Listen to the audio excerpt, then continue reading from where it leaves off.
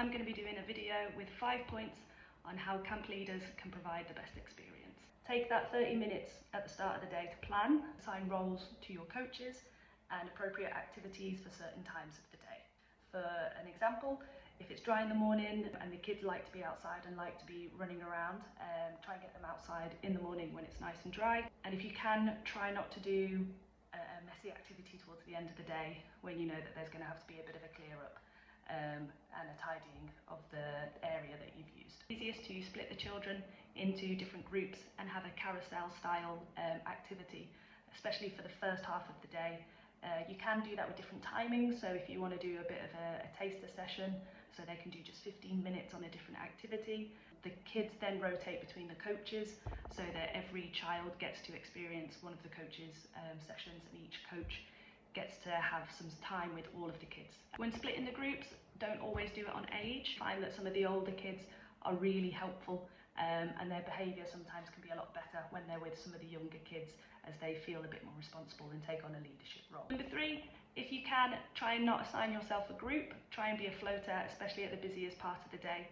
I know at my camp in the mornings, they're really busy. There's lots of things to do, sending off registers, having visitors come in. The person who does our food also comes in between 10 and 12. We never really know what time. So if you as a camp leader don't have a group, you can float between the other groups. That gives you a chance to really hone in on some of the behaviour management and support some of your other coaches in that aspect.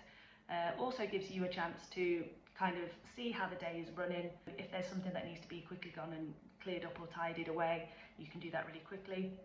You can also then be in charge of the first aid kit and bring out the accident forms with you if everybody is outside. And it just kind of gives the coaches an opportunity to focus on their activity, and you as a camp leader can then kind of chip in and help out wherever is needed. By having a structured day and everybody having a clear role and responsibilities, we can provide a really exciting and caring environment at camp where kids can thrive and staff can also have a really good time. Have fun. The day goes very quickly when you're out there having a good time.